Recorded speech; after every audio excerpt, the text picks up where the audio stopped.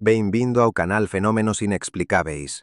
Subscreva o noso canal, pois publicamos diariamente historias sobre fenómenos misteriosos baseados en factos reais. Apóyenos. Gosta se gosta do que facemos por si. A pequena cidade de Dover, no Massachusetts, fica a 24 kilómetros a sudoeste de Boston, na margen sul do río Charles. É unha cidade tranquila, predominantemente residencial, con unha historia que remonta a 1640, cando chegaran os primeiros colonos. A área é caracterizada por colinas ondulantes e extensas florestas. Pine Hill elévase 122 metros acima do río Charles, e Snow Hill atinge os 136 metros. En 1977, a población de Dover era de cerca de 5.000 habitantes, con os cabalos a ultrapasaren en número a populación. Era unha típica cidade suburbana con un estilo de vida tranquilo, grandes terrenos, pelo menos un acre por casa, e unha populación predominantemente branca. Os residentes locais orgullábanse dos seus valores comunitarios e do seu estilo de vida orientado para a familia. O río Charles que atravesa Dover ten unha historia rica.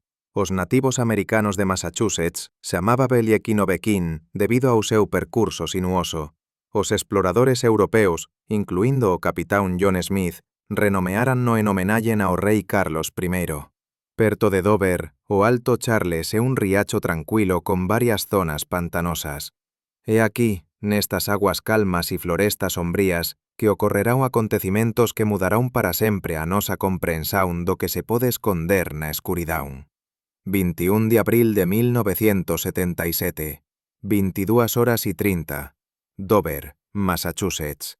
William Bill Bartlett, de 17 anos, conducía o seu Volkswagen pela Farm Street con os seus amigos Mike Mazzoca e Andy Brody. A noite estaba sen lúa e a escuridão cobría a pequena cidade. O ar primaveril era fresco, e a floresta en redor de Dover estaba completamente silenciosa, interrompida apenas pelo son do motor do carro. Nun ano normal en Dover, as temperaturas descen abaixo dos 10 graus Celsius en aproximadamente 195 días, e esta noite de abril non foi excepción. Neñún dos tres adolescentes podería prever que en poucos minutos as súas vidas irían mudar para sempre. Bill observaba atentamente a estrada cando de repente algo brillou á esquerda refletido nos farois do seu carro. A Farm Street, serpenteando entre árbores altas e muros de pedra, era unha típica estrada rural de Dover, estreita, pouco iluminada e moldurada pelos característicos muros de pedra da Nova Inglaterra, construídos pelos colonos nos séculos XVIII e XIX.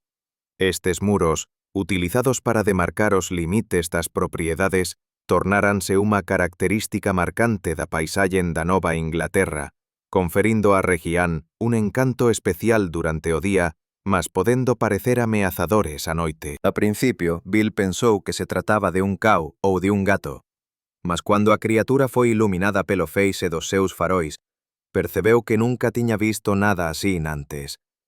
Travou bruscamente, tentando ver mellor a extraña criatura empoleirada nun muro baixo de pedra ao longo da estrada. «Que rayo é isto?», Bill murmurou, sentindo un arrepío percorrerlle a espiña. A criatura, con non máis de 90 a 1,20 m de altura, tiña unha cabeza desproporcionalmente grande, en forma de melanfía ou caveira. Mas o máis asustador eran os seus ollos, dois grandes orbes redondos e alaranjados, que facían lembrar berlindes. A criatura non tiña nariz, orellas ou boca visíveis, apenas aqueles ollos sinistros e penetrantes, fitando o carro con atención. O corpo da criatura era esguío, con membros longos e finos como paus. A súa pele era de un velle pésego e áspera, como unha lisa, como Bill a descreveu máis tarde. Dedos longos, semellantes a tentáculos, agarrábanse firmemente ás pedras da parede. A criatura usaba estes dedos finos para se mover ao longo do topo da parede. «Ve iso?», Bill susurrou, mas os seus amigos, absortos na conversa, non repararon en nada de anormal. O encontro durou apenas algúns segundos. Bill, paralizado pelo xoque, continuou a conducir, e cando se virou, a criatura xa tiña desaparecido. As súas maus tremían no volante, e un único pensamento latellaban a súa cabeza. O que é que eu acabei de ver? Depois de deixar os amigos en casa, Bill regresou á súa casa, na Walpole Street. Aínda estaba en xoque cando entrou. O seu pai notou inmediatamente o estado invulgar do fillo. O que se pasa, Bill? Parece que viste un fantasma. Dise o pai, sense aperceber do cuán perto estaba da verdade. Eu vi algo na Farm Street, algo que nunca tiña visto antes.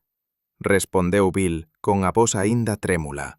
Bill era coñecido pela súa memoria fotográfica e talento artístico. Como alumno do último ano da escola secundaria local, era un estudante dedicado de deseño e era considerado un joven artista talentoso.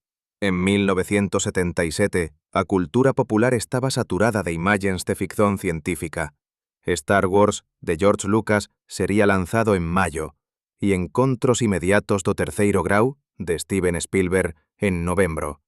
Mas Bill Bartlett no era un adolescente soñador dado á fantasía. Segundo aqueles que o coñecían, era un joven serio, pouco dado a brincadeiras ou invenzois. Sen perder tempo, pegou no lápis e no papel para registrar o que tiña visto en cuanto aínda estaba fresco na memoria. O deseño retrataba unha criatura aterradora con unha cabeza desproporcionalmente grande, ollos brillantes e membros finos.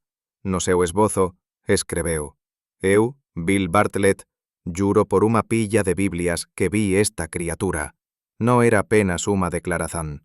Era un juramento que ele nunca quebraría. Nesa mesma noite, por volta da medianoite e media, apenas 2 horas após o incidente inicial, John Baxter, de 15 anos, regresaba a casa depois de ter visitado a namorada. Ao camiñar pela Miller Hill Road, aproximadamente 1,9 kilómetros a nordeste do local onde foi visto pela primeira vez, John reparou nunha pequena figura a camiñar na súa direzón. A principio, pensou que pudese ser o seu viciño baixiño. «Hola», John gritou, mas non obteve resposta. Cuando a distancia entre ambos se reduciu a cerca de 4,5 metros, John percebeu que a figura era demasiado pequena até para o seu viciño. De repente, a criatura disparou para o lado, descendo por un barranco até unha ravina pouco profunda e arborizada. Motivado pela curiosidade, John seguiu a por algúns pasos, mas depois, sentindo unha crescente inquietazón, parou. Á fraca luz das estrelas, John viu a silueta de unha criatura do outro lado da ravina, a cerca de 9 metros de distancia. Ela estaba junto a un árbore, con os dedos longos agarrados ao tronco como se quisese apoyarse. John achou que a silueta se asemellaba a un macaco, mas a súa cabeza tiña a extraña forma de un oito, e non de unha melancía, o que era diferente da descrición de Bill. Os ollos da criatura brillaban na escuridão. O corazón de John batía forte. Sentía a criatura a observalo, tal vez preparándose para atacar. Dominado pelo medo, John virouse e voltou a correr para a estrada sen ollar para atrás. «Socorro! Alguén!» gritou John, correndo de volta para a Farm Street. Aí foi avistado por un casal que pasaba e vendo o seu estado de xoque, ofreceulle bolella para casa. No carro, John contoulle sobre a extraña criatura, mas o casal mostrouse cético, asumindo que se trataba probablemente de un cão ou de outro animal. Ao regresar a casa, John, tal como Bill antes dele, deseñou o que tiña visto. O seu deseño, embora feito a preto e branco, lembraba moito o esbozo de Bill. A mesma criatura sen rosto, con unha cabeza grande e membros finos. Isto a pesar de John aínda non ter visto o deseño de Bill nen falado con ele. Na noite seguinte, 22 de abril de 1977, por volta da medianoite, Abby Brabham, de 15 anos, e o seu namorado de 18 anos, Will Traynor, conducían pela avenida Springdale. De repente, os seus farois iluminaran unha extraña criatura que atravesaba a rúa. «Meu Deus, Will, estás a ver aquilo?» susurrou Abby, apontando para a extraña figura. Will, concentrado na estrada, apenas teve un vislumbre da criatura con unha grande cabeza e un corpo vexe antes de esta desaparecer na escuridão. Abby, no entanto, teve unha visão máis clara. Descreveu a criatura como do tamaño de unha cabra, con unha cabeza enorme, ollos verdes brillantes, diferentes dos alaranllados que Bill ya tiña visto, e unha estrutura corporal consistente con os relatos anteriores. Foi como... Algo de outro mundo, sabes? Dice Abby, con a voz trémula. Nunca vi nada así. Will tentou virar o carro para ver mellor a criatura, mas esta tiña desaparecido na floresta. Seguiron lentamente pela estrada novamente, perscrutando a escuridão, mas sen suceso. Máis tarde, Abby esbozou o que viu, e o seu deseño era notabelmente semellante aos dois anteriores, embora insistise nos ollos verdes e non nos alaranllados que Bill descreveu. Este pequeno detalle xeraría máis tarde debate entre os investigadores, embora moitos atribuísen a diferenza ás condicións de iluminación ou a percepción. Surpreendentemente, todos os tres locais de avistamento, cuando plotados nun mapa, formaron unha liña cuasi reta que se estendía por aproximadamente 3 kilómetros pela cidade de Dover. Todos os avistamentos ocorreran perto da agua e á noite. A geografía de Dover desempeña un papel significativo nesta historia. A cidade é famosa pelas súas extensas florestas e áreas naturais. Entre elas está a Reserva Florestal de Noanet, 235 hectares, a Reserva de Hale, 488 hectares, e a Reserva de Elm Bank, que abrangen florestas tensas, zonas húmidas e paisaxes ondulantes. A área alberga unha variedade de vida selvaje, incluindo veados, raposas, coyotes e aves migratorias, como aves canoras e falcóns. O río Charles fornece agua, e trillos como os da facenda Powysett atraen camiñantes e cabaleiros. Grandes extensones de terra, muros de pedra históricos a dividir a propiedade, casas de quinta e celeiros crían unha paisaxe rural típica da Nova Inglaterra. A Farm Street, onde ocorreu o primeiro avistamento, corre perto do río Charles. A Miller Hill Road, onde Baxter viu a criatura, atravesa unha zona arborizada, e a Springdale Avenue, local do terceiro avistamento, fica perto do lago Channing, un pequeno corpo de agua rodeado de bosques. Curiosamente, foi nesta zona do lago Channing, na Springdale Avenue, que ocorreu un dos primeiros avistamentos non confirmados reportados por Mark Sennott. As florestas de Dover ofrecen o ambiente perfeito para lendas locais e fenómenos inexplicáveis. Sombras de árbores, arbustos farfallantes e os gritos dos pásaros noturnos. Tudo isto pode ser transformado pela percepción humana, especialmente no escuro, en algo moito máis sinistro. Joseph Niemann escreveu no seu relatorio datado de 28 de janeiro de 1978. Todas as testemuñas tiveran encontros separados con a entidade, non comunicaran entre sí antes da nosa investigación e non concordaran necesariamente con todos os detalles descritivos. No entanto, as súas descrizones apresentan semellanzas impresionantes. Os relatos de avistamento só foron divulgados na primeira quincena de maio de 1977. Nesa altura, o deseño de Bill ya estaba exposto no armacén de Dover, atraindo a atención dos habitantes locais. Foi aí que o criptozoologista Loren Coleman, entón a traballar na Walker School for Boys, na vizinha Needham, viu o esboço pela primeira vez. Intrigado, Coleman iniciou a sua investigação a 1 de maio de 1977. Rapidamente reuniu uma equipa de 3 outros investigadores, Joseph Niemann, do MUFON e da APRO, Ed Fogg, de Foxborough, e Walter Webb, que era diretor assistente e professor sênior no planetário Charles Hayden, no Museu de Ciência de Boston. Esta criatura é diferente de qualquer animal conhecido, disse Coleman após uma análise inicial das provas. Estamos a lidar com algo inexplicável. Coleman apelidou a criatura de Demônio de Dover, nome rapidamente adotado pela imprensa e que pegou. Embora Coleman não acreditasse estar a lidar com um OVNI ou fenômeno extraterrestre, queria conduzir uma investigação completa, empregando entrevistadores experientes para examinar minuciosamente as testemunhas e as suas famílias, bem como as autoridades policiais, os educadores e o público. A equipa de investigadores reuniu-se a 17 de maio para conducir uma investigação abrangente. Entrevistaran separadamente todas as testemunhas, os seus familiares e amigos, policías e habitantes locais. O jefe da Policía de Dover, Eino Saari desempeñou un papel fundamental na documentación e investigación dos relatos iniciais. Saari levou os depoimentos das testemuñas a serio e criou registros oficiais. Non só entrevistou os adolescentes, como tamén verificou os avistamentos en relación aos registros policiais existentes para descartar animais ou trotes. A súa investigación conferiu legitimidade aos relatos e as súas anotazones e abordazen do caso tornáranse a base para futuros investigadores. Outro policía, o jefe da policía Carl Sheridan, amigo de longa data do pai de Abby Brabham, chegou mesmo a chamar a Bill Bartlett un artista excepcional e unha testemuña de confianza. Anos máis tarde, en 2006, Sheridan admitiu aos jornalistas: "Asómbrame a 29 anos. Coñecía os jovens envolvidos. Eran bons rapaces moito fiábeis.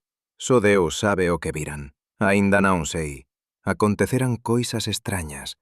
O relatorio de Walter Webb, concluído en setembro de 1977, destacou a singularidade do fenómeno. O demonio de Dover é un verdadeiro enigma. Non se encuadra en neñuma categoría coñecida de fenómenos paranormais, nen fantasmas, nen fadas, nen alienígenas. Webb, un respeitado astrónomo do planetario Charles Hayden, no Museu de Ciencia de Boston, abordou o estudo con rigor científico, o que deu especial peso ás súas conclusións. O demonio de Dover, escreveu Webb no seu relatorio, é un verdadeiro enigma, unha criatura anómala que cruzou as vidas de 4 jovens fiábeis naquela semana solitaria de abril de 1977. As conclusións da equipa foran mixtas. Non foran encontradas probas físicas, neñuma pegada, neñún cabelo, neñuma fotografía. O Departamento de Policía de Dover non recebeu máis relatos após 1977, e a breve aparición da criatura deixou os investigadores perplexos. Loren Coleman, cientista social con experiencia no estudo do contagio comportamental, realzou que todas as testemuñas tiveran encontros separados con a entidade. Non comunicaran entre sí antes de seren entrevistadas pelos investigadores e non concordaran necesariamente con todos os detalles descritivos. Na súa investigación de 1977, Coleman atribuiu ao demonio de Dover unha clasificación de credibilidade de 5 en 10, embora a súa percepción da fiabilidade das testemuñas se mantivese elevada. A equipa de investigación observou varios aspectos interesantes do caso. En primeiro lugar, todas as testemuñas eran adolescentes. Isto levou a algúns autores con inclinazones espirituais ou da nova era a especular que podería ter sido unha criatura semellante a un poltergeist, con un forte campo de enerxía espiritual que se aliña naturalmente con os jovens. Este é un tema recorrente nos anais da criptozoología. Este é un dos moitos casos en que os avistamentos de criaturas ocorreran entre testemuñas de unha única faixa etaria, como o homen coruja británico. Cuanto ás testemuñas, os investigadores ficaran unánimemente impresionados, especialmente Bartlett e Brabham. Pais, profesores e outros membros da comunidade manifestaran apoio aos adolescentes, tendo sido amplamente recoñecido que se trataba de crianzas comúns que tiñan testemuñado algo extraordinario. Curiosamente, a data da investigación, Coleman, Webb e outros especialistas descoñecían un avistamento anterior de Mark Sennott e dos seus amigos en Channing Pond, o mesmo corpo de agua adyacente á avenida Springdale, onde ocorreu o terceiro encontro con o demonio de Dover. As informacións sobre o avistamento de Sennott só vieron a público moitos anos depois. Após a súa publicación inicial, a historia do demonio de Dover atraíu ampla atención. Los jornais locais e nacionais noticiaron a extraña criatura, e Dover rapidamente se tornou un local de peregrinazón para os entusiastas do paranormal. O Boston Globe noticiou a 16 de maio que unha aguarela do monstro estaba mesmo exposta na escuadra. É importante observar o contexto cultural de 1977. Foi un período único na cultura pop americana, en que a ficción científica e o paranormal vivían un verdadeiro boom. A 25 de maio, apenas un mes após os acontecimentos de Dover, estaba prevista a estrella nos cinemas de Star Wars de George Lucas, un filme que viría a revolucionar o uso de efeitos especiais e a tornarse un dos acontecimentos máis importantes da historia do cinema. En novembro dese ano sería lanzado Encontros Inmediatos do Terceiro Grau, de Steven Spielberg, outro suceso de billeteira de ficción científica sobre un encontro alienígena. Os espectadores formaban longas filas para asistir a estes filmes, por veces esperando durante horas con sacos cama. Star Wars cativou tanto a imaginación do público que algunhas crianzas até faltaron á escola para ver o filme. En 1977, asistiuse tamén ao lanzamento das sondas espaciais Voyager, a conclusión ben sucedida dos primeiros testes de voo planado do vaivén espacial e a chegada non de un, mas de dois sinais misteriosos do espazo exterior. Algúns céticos, incluindo Ben Radford, suxeriron que os relatos dos adolescentes poden ter sido influenciados pela cultura pop da época. No entanto, é importante notar que os primeiros avistamentos do demonio de Dover ocorreran antes do lanzamento de Star Wars e Encontros Inmediatos do Terceiro Grau, embora o imaginario da ficción científica ficese certamente parte da consciencia pública. A medida que a historia se espallaba, surtiron diversas teorías sobre a natureza do demonio de Dover. Algúns dos primeiros ufólogos suxeriron que a criatura sería un alienígena ou algún tipo de híbrido mutante, tal vez criado a través de unha experiencia humana e que escapou. Outros teorizaron que se trataba de un ser de outra dimensán, transportado accidentalmente para o noso mundo a través de unha fenda dimensional. Os céticos ofreceron explicaciones máis mundanas. Algúns alegaron que os adolescentes poden ter visto un alce joven, un poldro ou un animal con sarna, distorcidos pela iluminación inadecuada. No entanto, estas explicaciones presentaban fallas graves.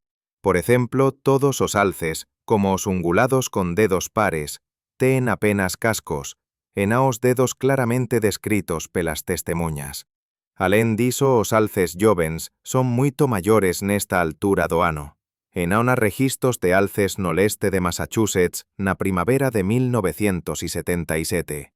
Anos máis tarde, en 2023, o cético Joe Nickel teorizou que o demonio de Dover podería ter sido unha corulla das neves, Bubo scandiacus, con base no seu tamaño e plumagen, que poderían refletir nos faróis amarelos dos carros antigos a cor de pésego descrita por Bartlett. Especulou que os brazos longos e finos e os dedos da suposta criatura poderían ter sido asas parcialmente abertas e penas nas pontas das asas abertas da corulla das neves. Nickel suxere que a estimativa de Bartlett sobre a altura do demonio de Dover, 1,06 a 1,22 metro, foi exagerada. Un problema común cando se estima o tamaño de criaturas invulgares sob estrés e medo. Unha corulla das neves ten cerca de 68 centímetros de altura, pouco máis de 60 centímetros, o que podería facilmente parecer máis alto no escuro e sob xoque. O comportamento da criatura en relación ás testemuñas, particularmente a John Baxter, escreve Nickel, tamén aponta para unha corulla das neves. En vez de simplesmente voar para lonxe, permaneceu no xan, como se tentase atrair o observador. Isto faz lembrar o pásaro que finxe estar ferido, un mecanismo de defesa que algunhas aves empregan.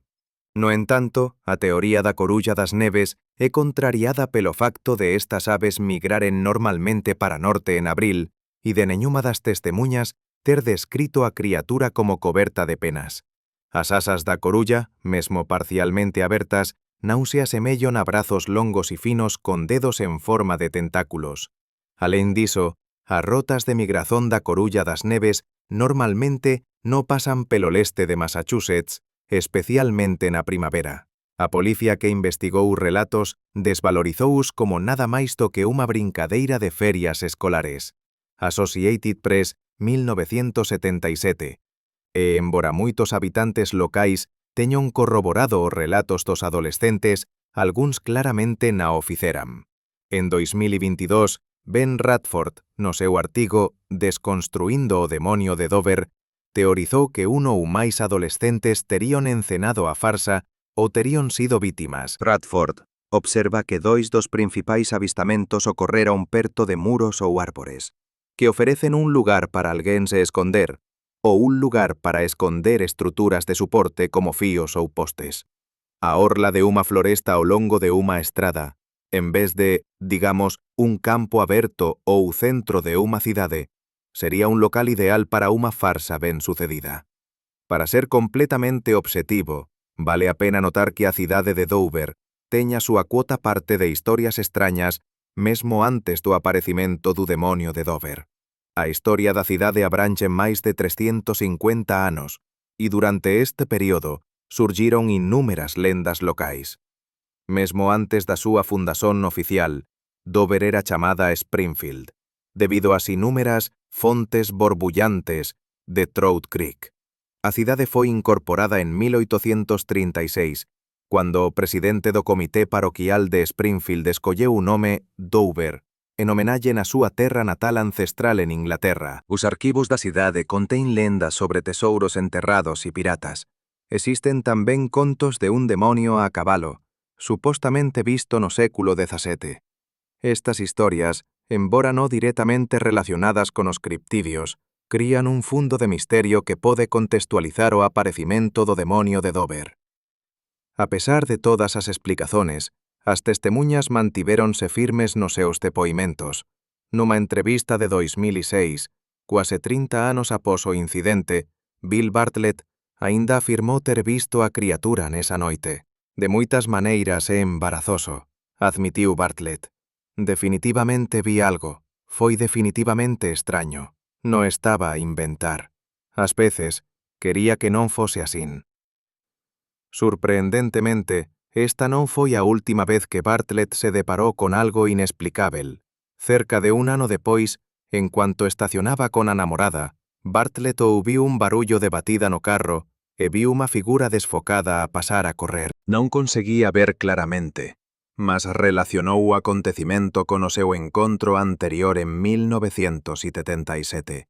Existe tamén un relato anterior aos principais avistamentos de 1977. Mark Sennott e varios amigos estaban no lago Channing, na avenida Springdale, a mesma rúa onde ocorreu o avistamento de Brabham, cando avistaran unha figura a deslocarse ao longo da margen do lago, perto da floresta. A figura estaba iluminada pelos farois, e non teño na certeza se se trataba de un animal. Sennott relatou o incidente nunha entrevista de 2006 e afirmou que a policía foi notificada na altura. O misterio do demonio de Dover permanece por resolver.